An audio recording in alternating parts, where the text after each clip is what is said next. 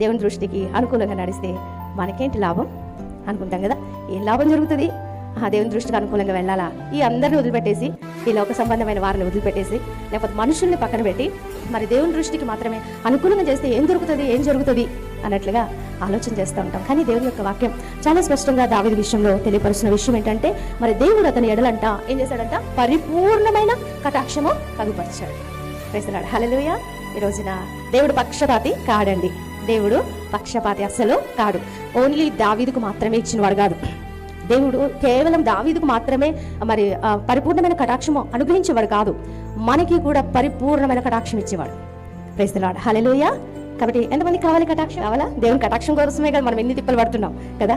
కాబట్టి దేవుడు తన యొక్క గొప్ప కార్యాలని మన పట్ల కంప్లీట్గా పరిపూర్ణం చేస్తాడు, సంపూర్ణము చేస్తాడు. పరిపూర్ణమైన కటాక్షాన్ని మనకి ఖచ్చితంగా ఇస్తాడు. Praise the lord. హల్లెలూయా.